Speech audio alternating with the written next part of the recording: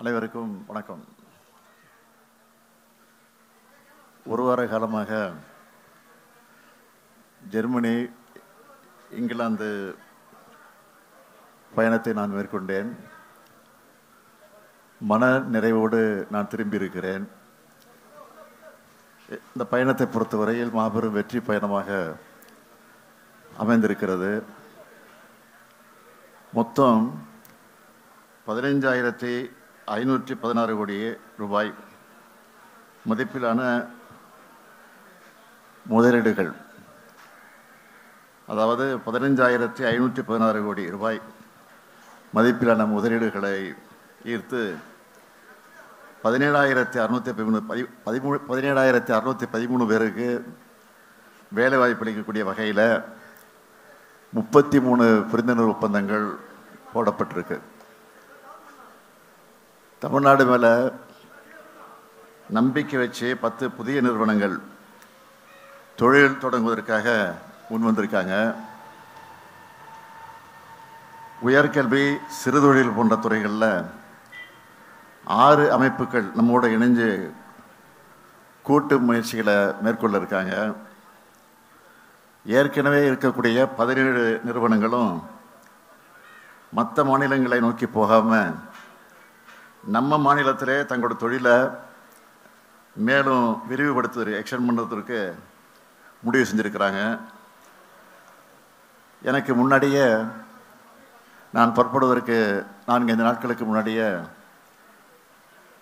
என்னுடைய இந்த ஒட்டுமொத்த பயணத்தை முறைப்படுத்துவதற்காக மிக சிறப்பாக ஒருங்கிணைச்சு அந்த பணியை வெற்றிகரமாக நடத்திய தொழில்துறை அமைச்சர் தம்பி டிஆர்பி ராஜா அவர்களுக்கு முதல்ல நன்றியை தெரிவிச்சுக்கிறேன். அதேபோல் அவருக்கு துணையாக இருந்த அதிகாரிகளுக்கு என்னுடைய மனமார்ந்த வாழ்த்துக்களையும் பாராட்டுக்களையும் நான் தெரிவிச்சுக்கிறேன். தொழில்துறை அமைச்சரை பொறுத்த வரைக்கும் ஒரு துடிப்பான தொழில்துறை அமைச்சராக நம்முடைய ராஜா அதை இந்த பயணத்தின் மூலமாக ப்ரூவ் பண்ணியிருக்கிறாரு. கடந்த 4 ஆண்டு காலத்தில் மேற்கொண்டிருக்கக்கூடிய என்னுடைய பயணங்களுக்கெல்லாம் முத்தாய்ப்பாக இந்த பயணம் அமைஞ்சதுன்னு சொன்னால் அது மிகையாகாது. இந்த ஃபாரின் விசிட்டில் தான் மிக அதிக அளவிலான முதலீட்டுகள் ஏற்கப்பட்டிருக்கு என்பதையும் மகிழ்ச்சியோடு நான் தெரிவிச்சுக்க விரும்புகிறேன்.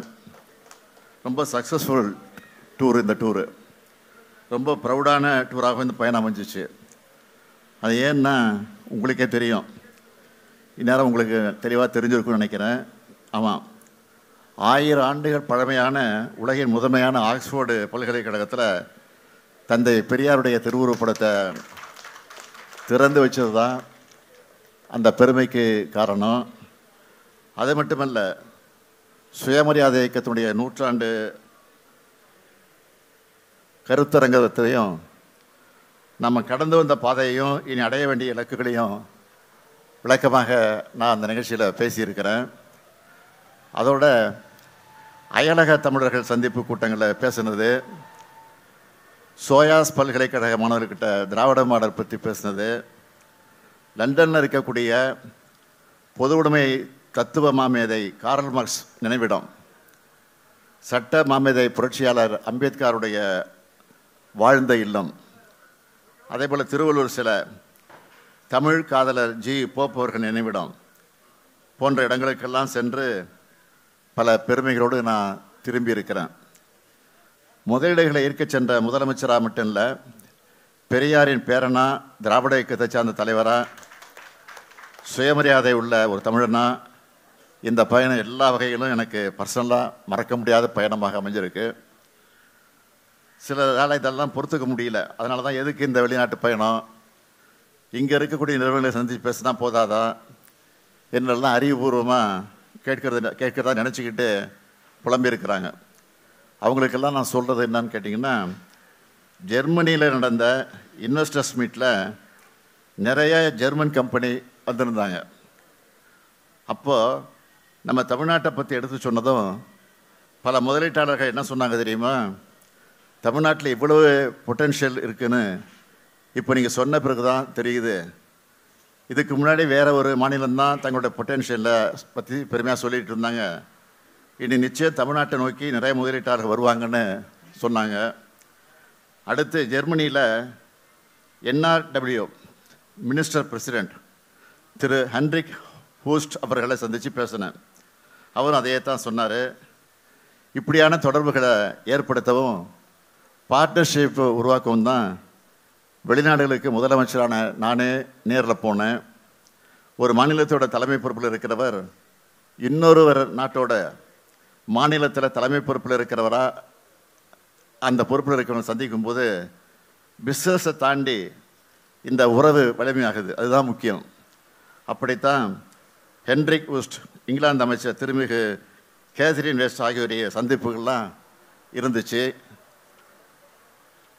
அதே போல் தான் இங்கே கேட்குற அடுத்த கேள்வி பதில் என்னென்னா, ஏற்கனவே தமிழ்நாட்டில் நிறுவனங்கள் இருந்தாலும் அவங்க புதிய திட்டங்களை இங்கே தான் தொடங்கணும், விரிவுபடுத்தணும்னு அவசியம் இல்லை.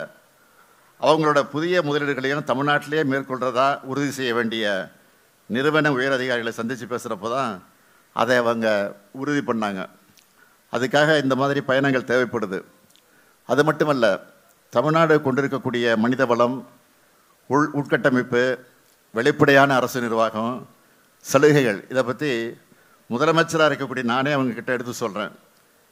இப்போ கையெழுத்தான ஒப்பந்தங்கள் மட்டும் இல்லை, இன்னும் பல முதலீடுகளும் பல நிறுவனங்களும் இந்த சந்திப்புனால் நிச்சயம் தமிழ்நாட்டுக்கு வரும்னு நம்பிக்கையும் கொடுத்துருக்குறாங்க.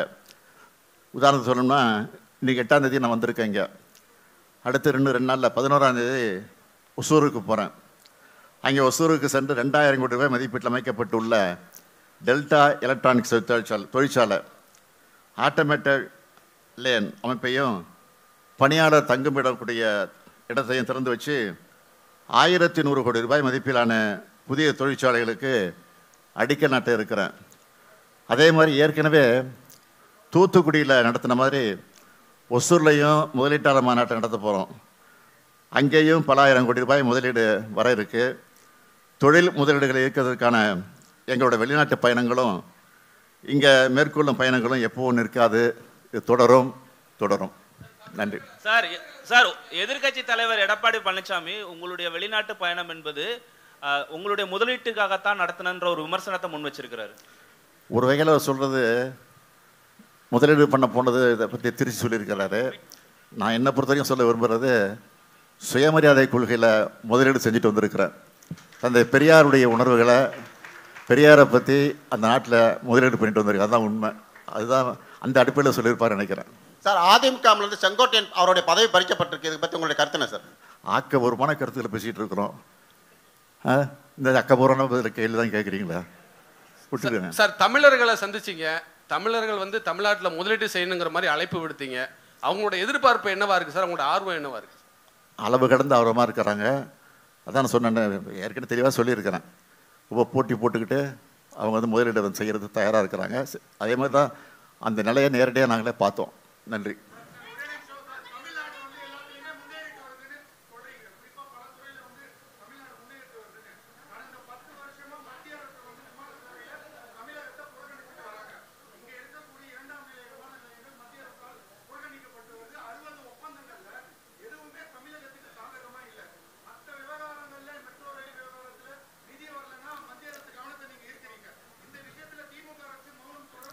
மௌனம் இல்லை, மௌனம்னு நினைக்காதீங்க. நீங்கள் மௌன புரட்சி பண்ணிகிட்டு இருக்கோம். நாங்கள் எங்களை பொறுத்த வரைக்கும் அவங்க எவ்வளோ தான் புறக்கணித்தாலும் அதையும் மீறி முதலிடத்துக்கு வந்துக்கிட்டு இருக்கிறோம். அதுதான் முக்கியம்.